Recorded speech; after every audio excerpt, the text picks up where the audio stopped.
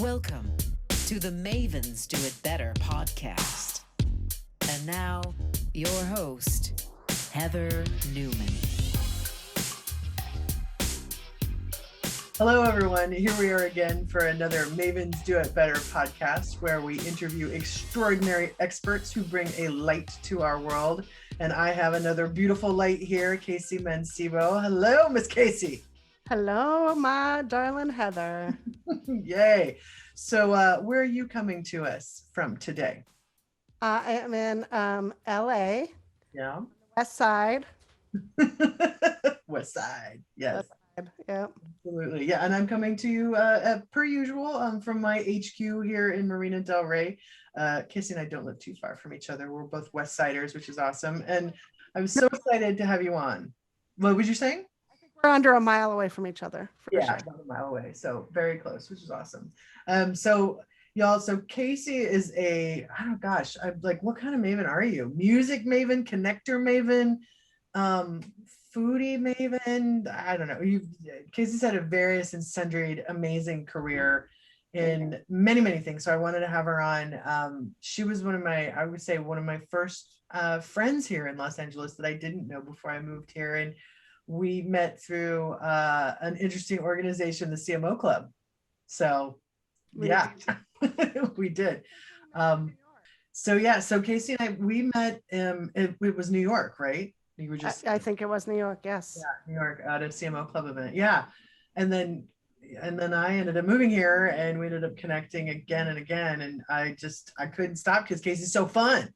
So and I remember when you told me that you were going to move to LA, and I was like, really?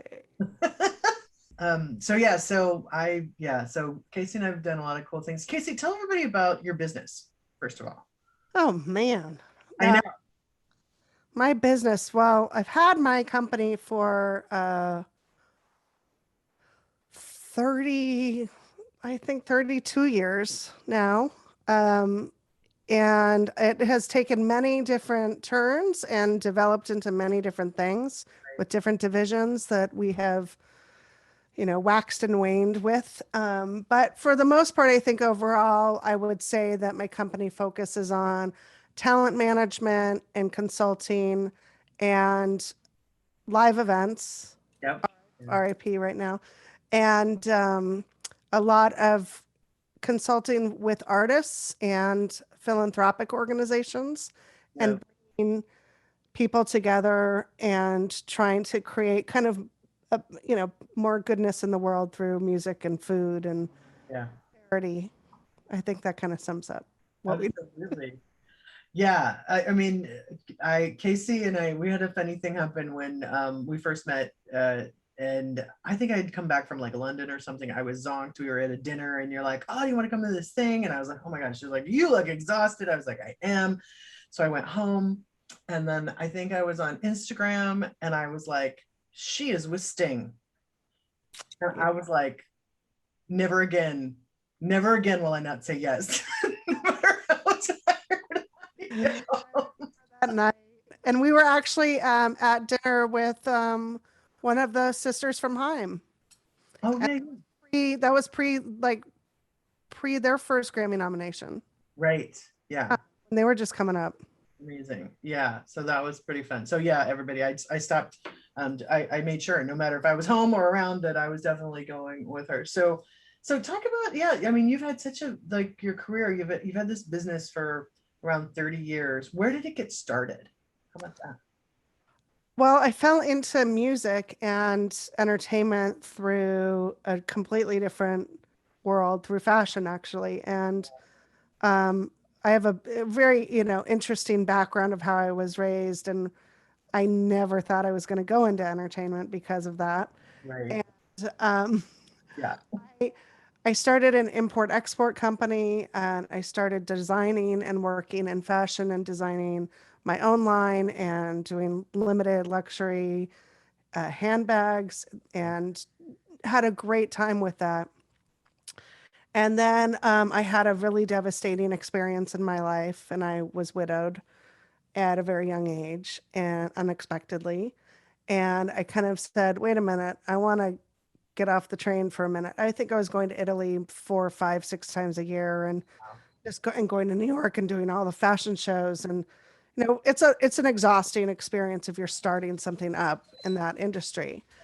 And so I kind of took a little bit of like a pause of like, wait a minute, what do I need right now? And I just really wasn't sure. And I lived in an apartment complex with a lot of women who are just a little bit older than me. Like they're kind of my big sisters. Yeah. And I lived there for a long time, and they were all very, very supportive. And one of them knocked on my door one day and she said, this guy I know about this house from the developer I'm working for in the marina. And he has this music and fashion project thing. I don't know. Maybe you should talk to him. Right. And I said, well, he's close by. I guess I will. And that ended up being an experience that completely changed my career, which was working in music. And that was launching the Spice Girls. Yeah.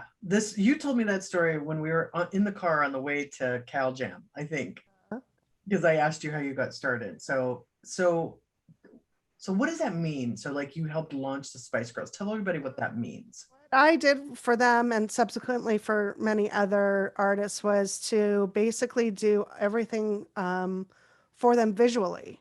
Right. So they have an audio team who creates the music and a touring team and management.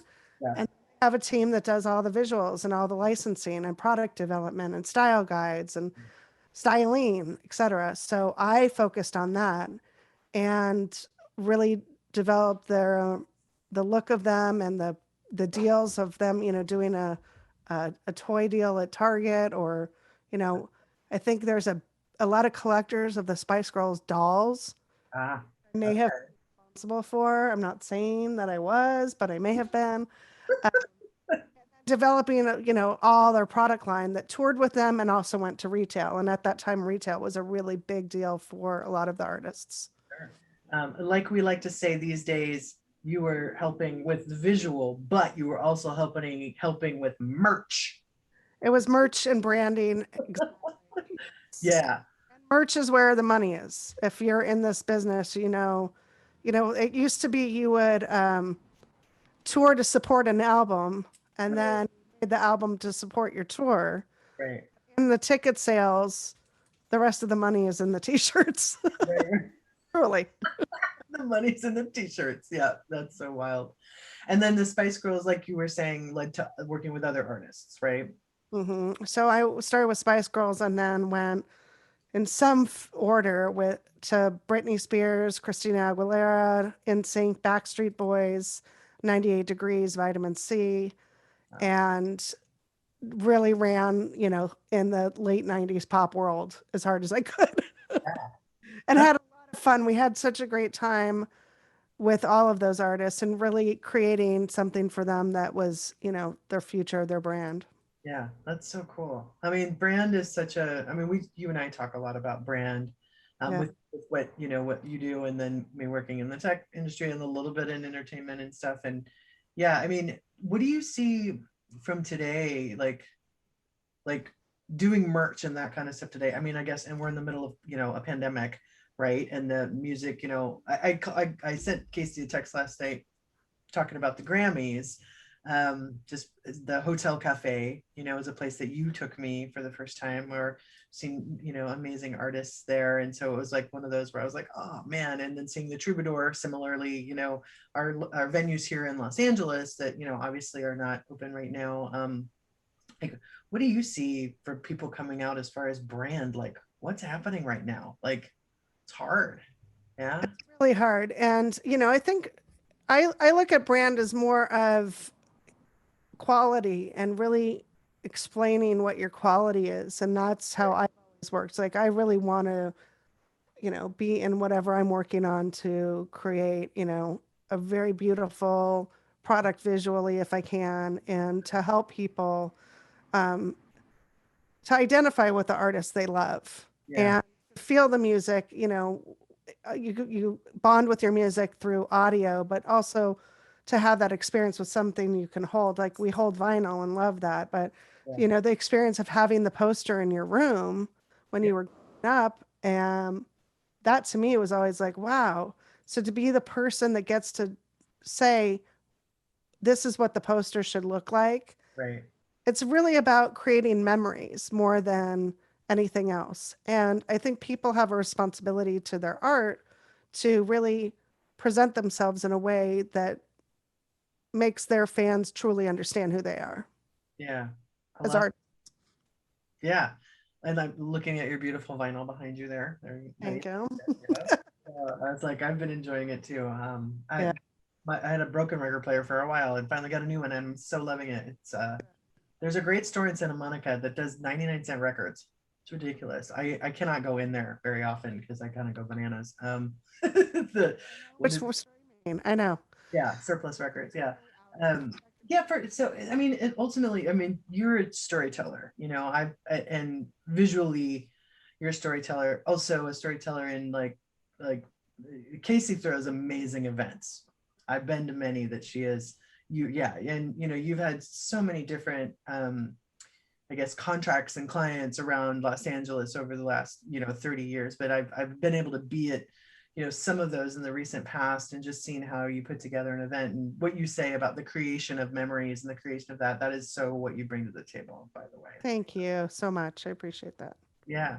So some of the, will you share with folks like some of the sort of, I don't know, like we could go Bootsy Collins, we could go, you know, we could, you know, go you know, some of the, you know, you were working a lot for Whole Foods. You did the great, is that great? I want to say Great Expectations, but that's not right. The Planet Foundation. Yeah, the Whole Planet Foundation. Like you had your hands in so many things music wise, and then we'll talk about like food and chefs and all that in a minute too. But like, I don't know, do things stick out for you? I'm sure there's tons, and you're like, I have my favorites, but just because you were talking about the music venues, I think, you know, the venues stick out, the stories from the venues stick out a lot. I mean, my mom's office when I was growing up, I don't know if I've ever told you this, but her office was across the street from the Troubadour.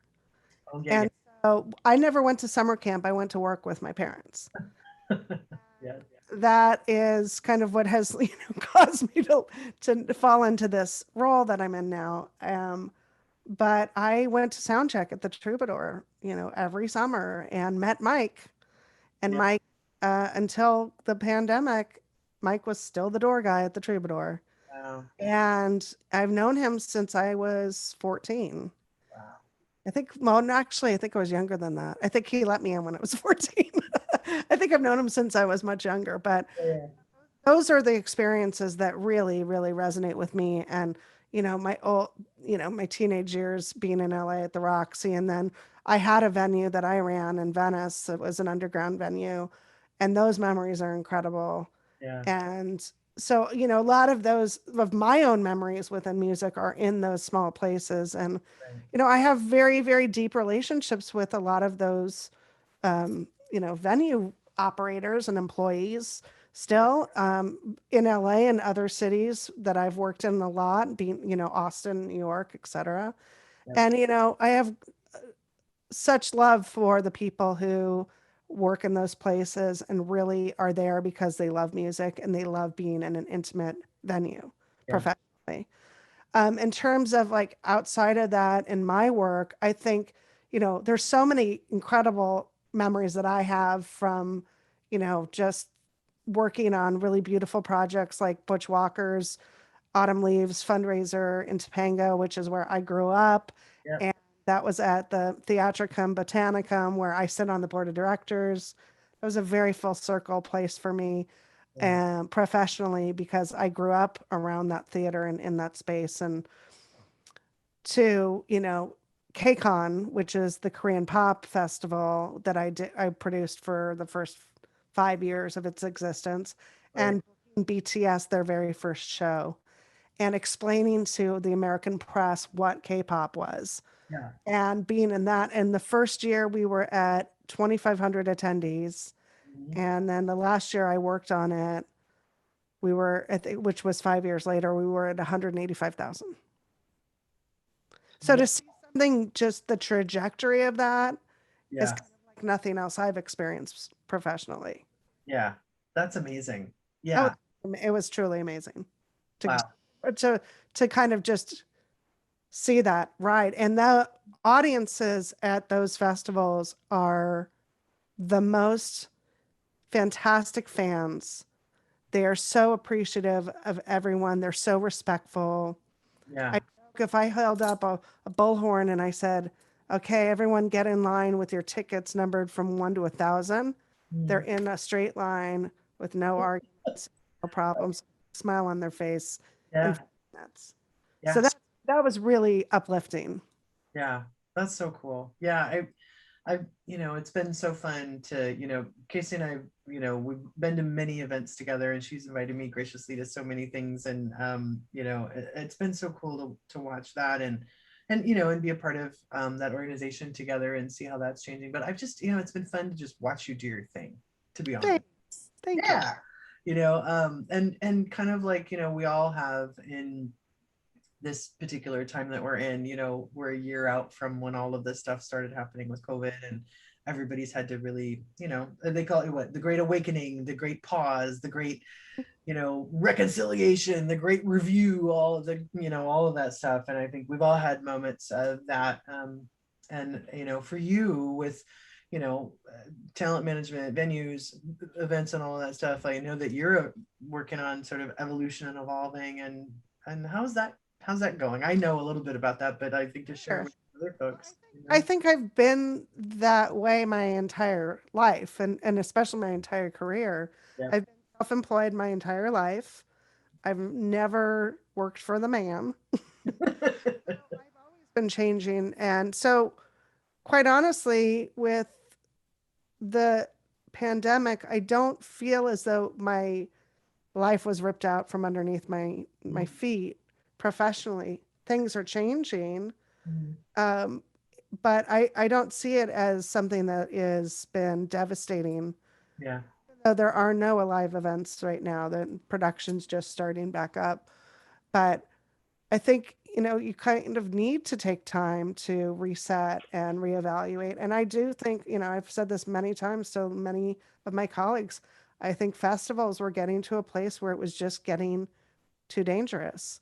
And there was not a sense of being able to properly secure venues. And we really needed to rethink what was going on in many different sectors, not just in the safety reason and safety standpoint. But I think that is something that everyone's going to start, reassessing their choices and their decisions. Yeah, absolutely. Yeah, I know we've talked a lot about that in being places, together. I think for those of you who are event producer types, which I know there's a lot of you who are listeners because, that's where I know you from, or, or that you found the podcast in that way from folks we've had on the past. But it's like, I don't know, we have that weird, I don't know if it's weird. I'm totally weird. So sure, it's weird. But like that sense of like, you go into any room and like, you can't help it. You're like kind of like a 007 or a double, whatever you want to call it. You're like scanning, you're like looking, you're like, okay, is it safe? How's that set up? What's the flow like? Like what's the cheat? Door. Where's the exit door? Right. Where's the exit door? So you kind of have that funny event production person that just doesn't go away no matter what. Right. I mean, you do that. I know you do that. I scan every room. It's a terrible thing. Yeah. Everything I go to. Yeah, absolutely. Yeah. And I do think that, with some of the movements that have happened in our culture over the last little while too, I think there is something about safety and safe spaces and, some of the sort of bad things culturally as far as like feeling safe and especially for women and trans people and all of that, when how do you deal with something when it happens somewhere, and as an event planner you feel I have always felt very responsible for people's care when they're produce, right? Yeah, absolutely. Yeah. And that's one of the beauties of producing family festivals and KCON. Right. There's no drugs, there's no alcohol, right, in those situations. And those, honestly, those are the ones with a lot less problems in terms of safety. Yeah. They're foolproof either, but, we as people who are gatherers of, groups of people, we have a responsibility, and sometimes that's bigger than even our security teams can Right. figure out. I spend more time with my security teams than anybody, even, with Yeah. any of the action. Yeah. Absolutely. That's my main concern. It's probably the mom in me. I don't know, but that's safe. I'm always safety first. Yeah. Absolutely. Not safety third. No.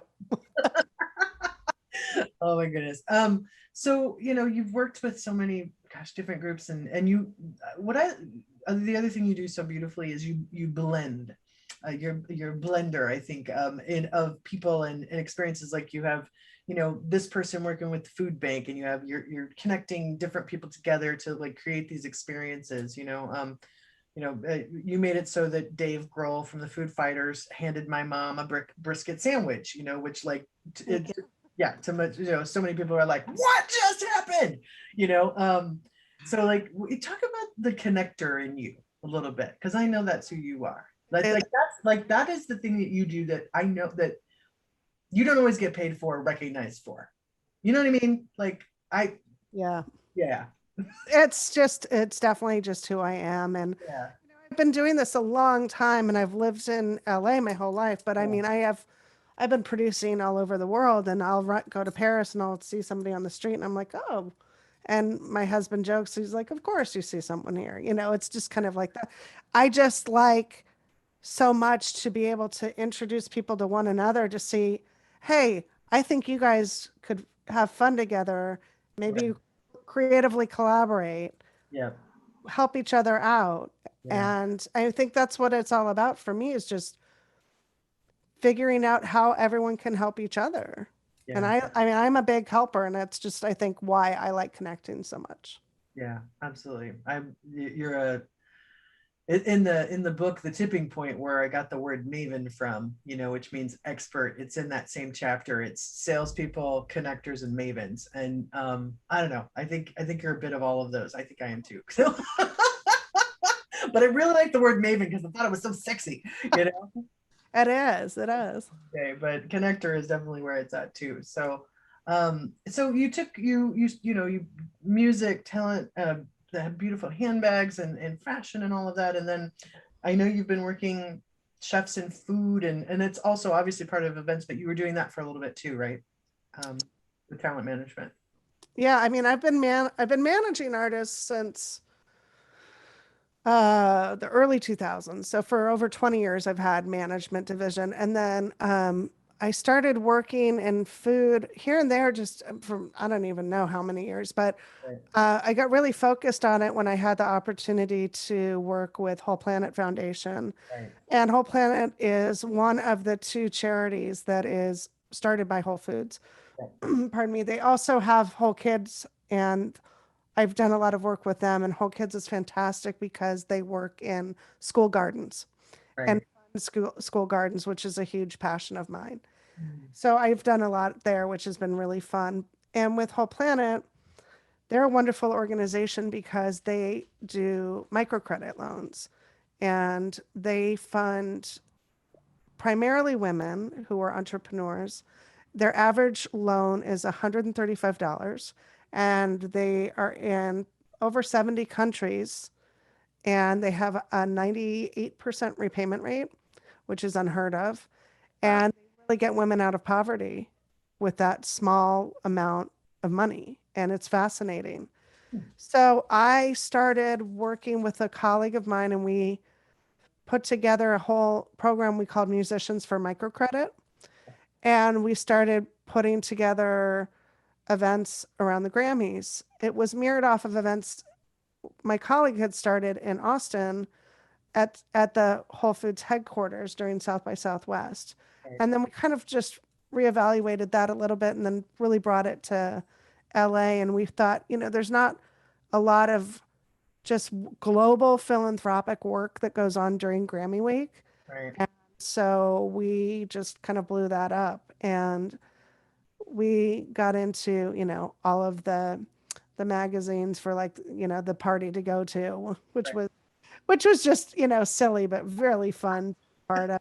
And that is a guest list that I curate, and I work with the organization to really try to bring as many diverse people together. And that's a real, that a particular event is really a showcase of my connectivity, if you will, because I'm inviting everyone from the LA County Board of Supervisor, Right. so maybe one of the upcoming visual artists in LA, Right.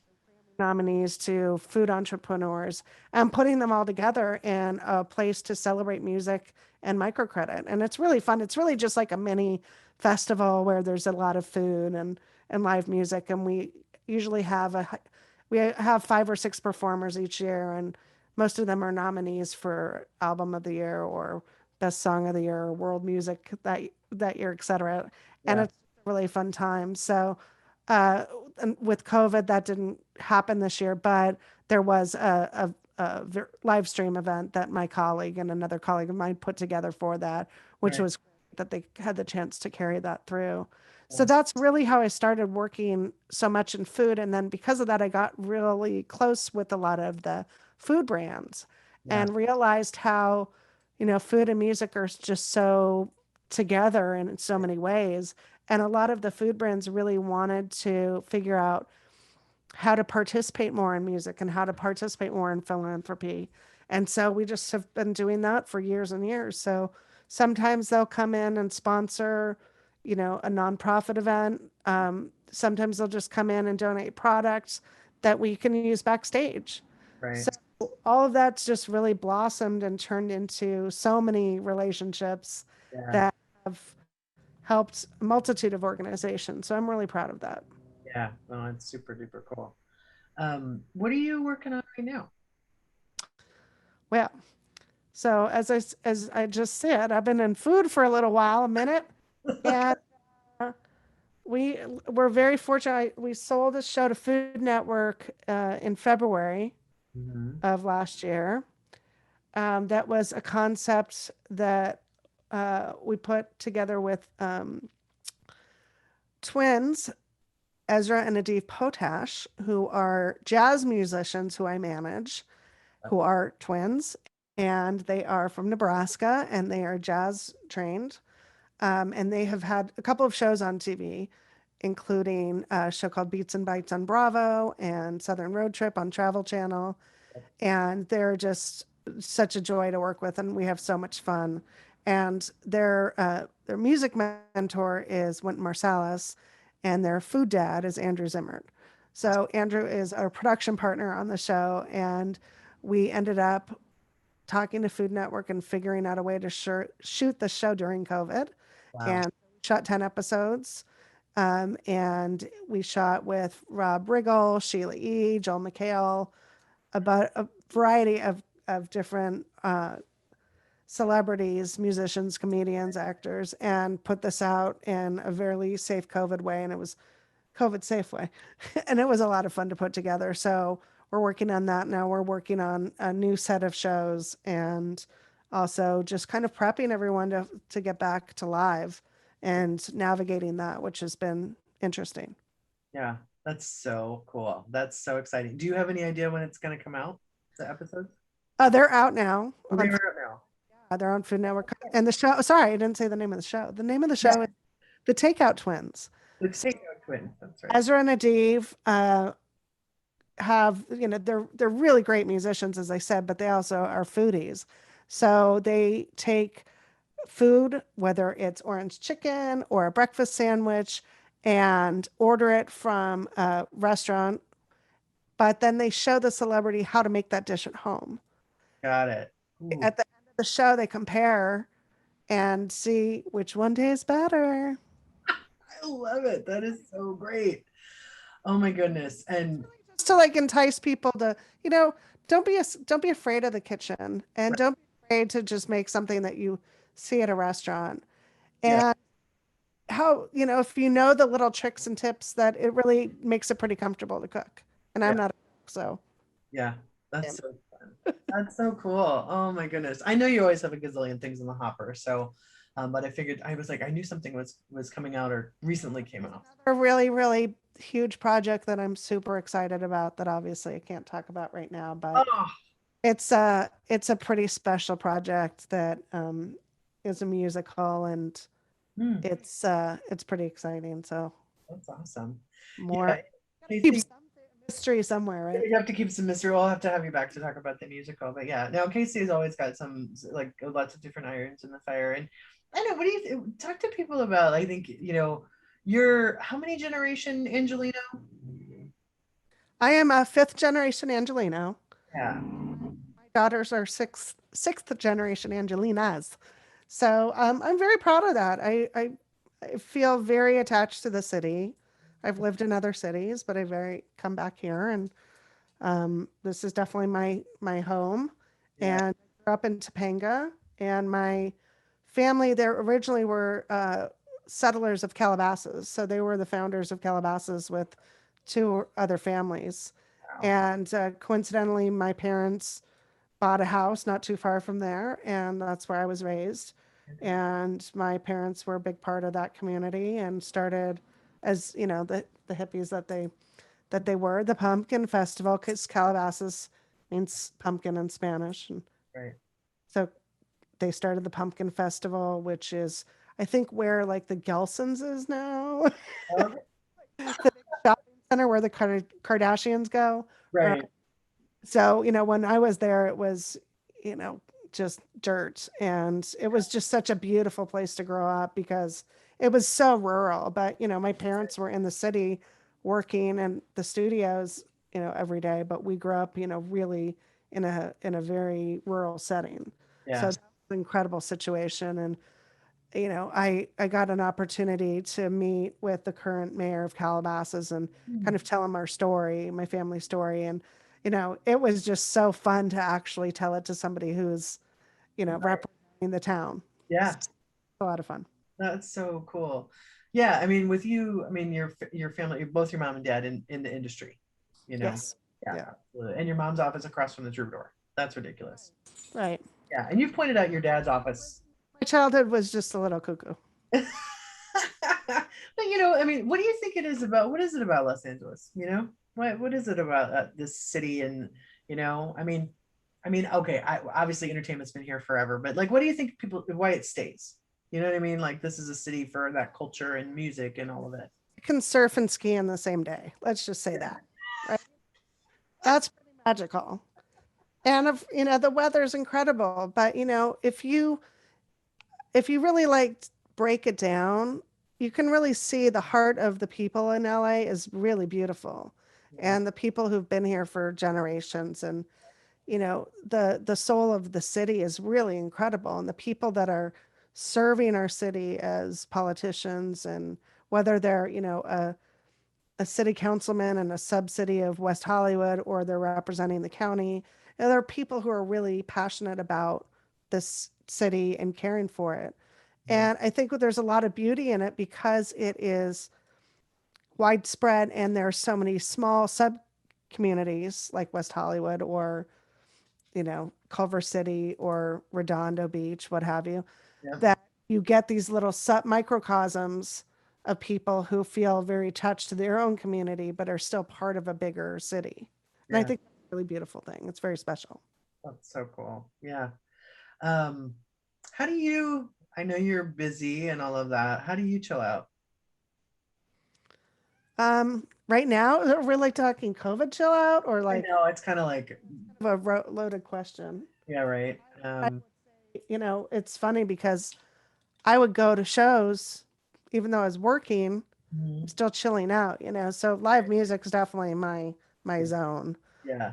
And also just like, the simplest things, just like, you know, being on the water and being, surfing and Yeah. sailing and, reading a book and all the things I think hiking, all the stuff people do. But Right. now, it's just, being with my family and my animals and all the normal things that people like to do. I don't think, good bath is always good. No, no. Yeah, I like that too. Yeah. Oh my goodness. I think I should ask you my last question.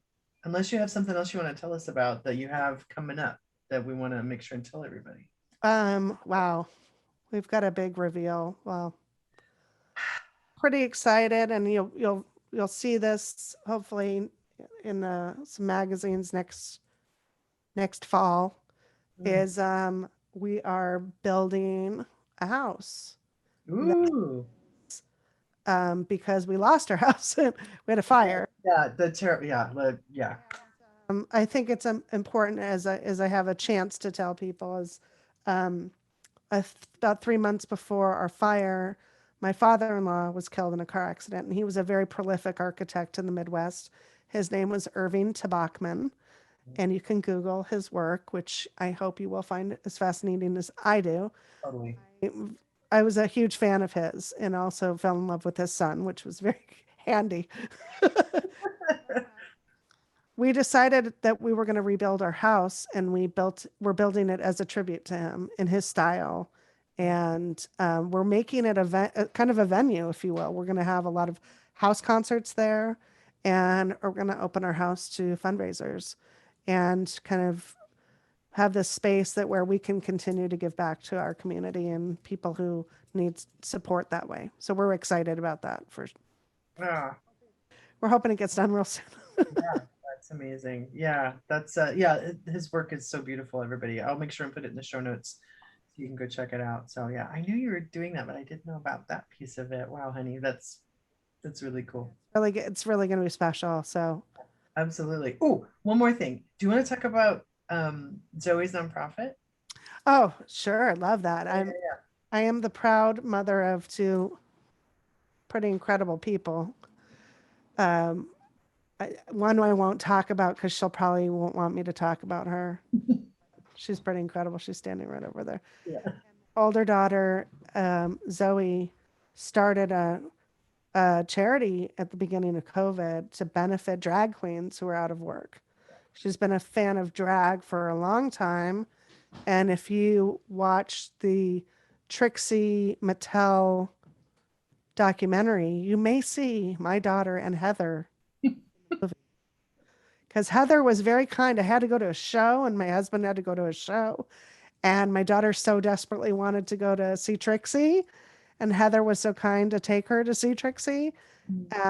And anyway, drag's been a huge part of Zoe's life. And so she realized there is no music cares. There is no sweet relief for drag queens. There's no SAG-AFTRA fund for drag queens. They really had no support in the entertainment fields during COVID. Right. So she took that as an opportunity to build a group of a couple of friends that support her, but she runs this on her own. And she's built this into this really incredible organization over the year. And she has a full 501c3 status now. And she's graduating high school a year early so she can run her charity. It's so cool. Yeah, I think we've gone 2 years, 3 years maybe. Casey and Zoe and myself and some other friends started going to RuPaul's Drag Con together. Con, we love it. Happiest place on earth. Yeah, super good. If you haven't been and you like drag at all, please go because we'll see everyone smiling. It is like just such a joyous place. Yeah. That's one of the gatherings I can't wait to happen again soon. I know, like RuPaul's Drag Con and then Comic-Con, you and I have been to together before. I mean, yeah. So yeah, Casey and I've been to a lot of really cool things together in either like Comic-Con I was moderating and she was there and she representing artists, and then, Drag Con going and, representing some artists too, but also just going as attendees, and then the NAMM show. Yeah. Yeah. Yeah, and it's great. I'm on a wonderful audio group there's about 30 of us that work in the audio industry. Everyone from like the front of house guy for Metallica to the guy who's the historian for NAMM. And we get together once a week. I think we're going on our 30th or 38th or 40th week now of getting together and having these conversations. And it's so fascinating.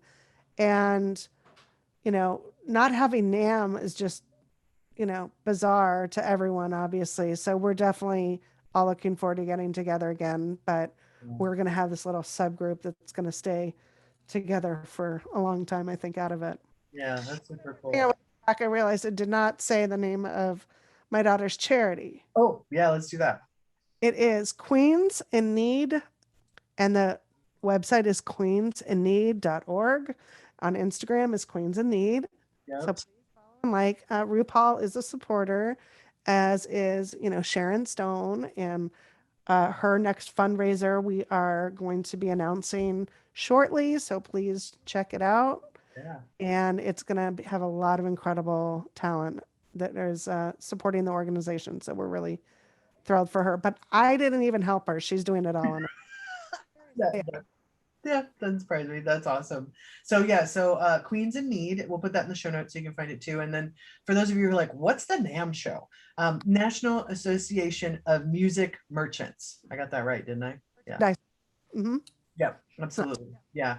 So I started going to that kind of years and years ago because Microsoft actually brought me there to help run the Cakewalk booth, which used to be a partner kind of Pro Tools kind of thing. And we hadn't met back then at that time, but that's where I met a ton of people. And then we more recently have been going at the same time, but incredible. Yeah. And I just, Casey. It's a lot of people there. Yes. Wasn't it, I think 85,000 people in Anaheim? Yeah, it's a nuts show.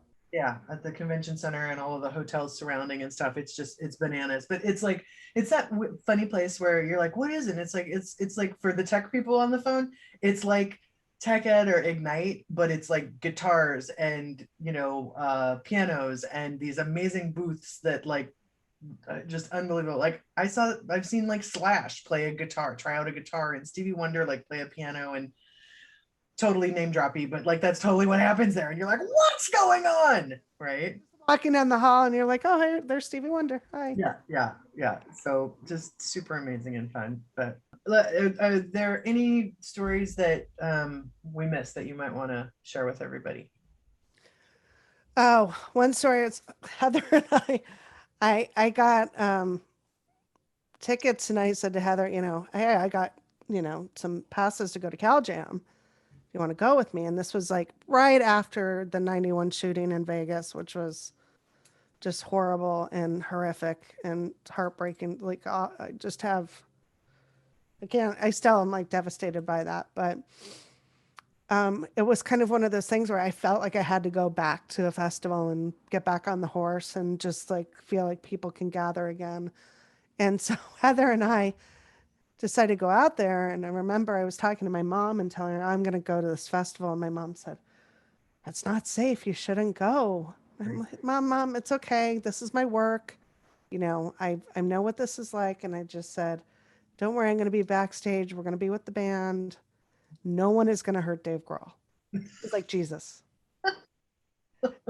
I got in the car and we drove there, and I think it took like 3 weeks to get there. It took a long time for whatever reason. There was crazy traffic and it was construction or whatever. That was one of the most fun car rides of any like traffic jam. We had a blast. We listened to music. We had a great, and luckily we got there late. So we got this like sick parking spot. Right. The stage. We just gotta like walk in. And those are the things like when you go through all this, junk and BS and politics and everything in your job, like there's so much joy that comes out of it and things like that, and just those memories. And I get to create my own memories. Yep. Friends like you. Absolutely. No, it's been a pleasure. I mean, you're full disclosure, Casey's a dear friend. So like you probably got that, everybody. And I don't know. I have a lot of my dear friends on this show because, they're all doing cool things and they're all Mavens. So and Casey's definitely one of those as well.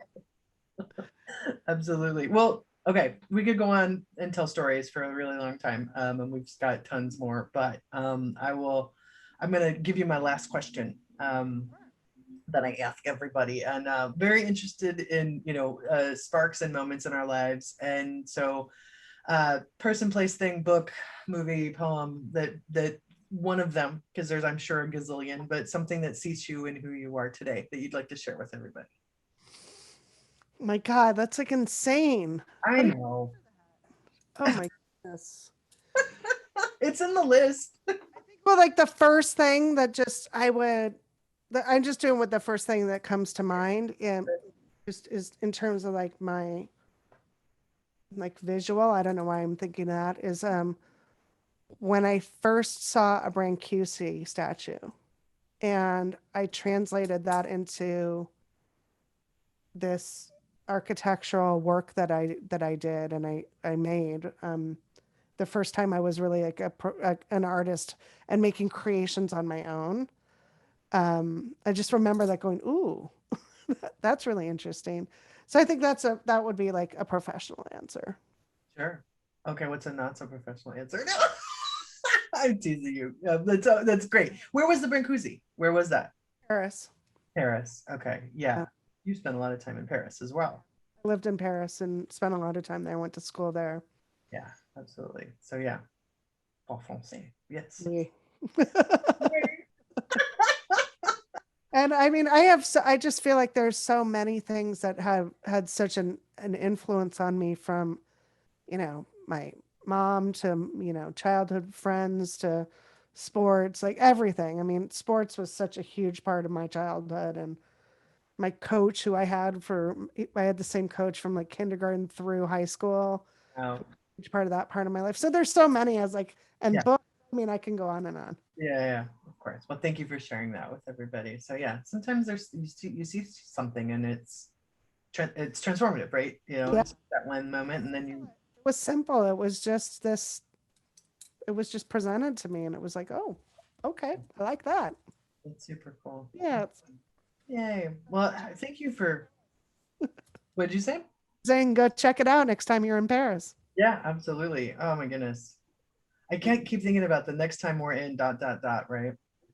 Don't even. I know. I know. But yeah. Okay. Crazy. Yeah, we're not going to go there. But anyway, thank you for sharing your story with everybody. It's so fun to watch you do what you do, and it's a pleasure. And I feel the same about you, and I'm just such a fan of yours, professionally and personally, and such a great thing that you've created this show. And I just feel so honored that you asked me to be here. Thank you. You're welcome. Thank you for coming on. Finally, I will say. I mean, I know you are. Yeah. I appreciate you coming on and sharing your story, Casey. Thank you so much. You're welcome. Well, everybody, that has been another episode of the Mavens Do It Better podcast. And here is to another beautiful day on this big blue spinning sphere. Thank you, everyone. And thank you, Casey. Thanks, Heather. You're welcome. Thank you. All right. Cheers, everybody.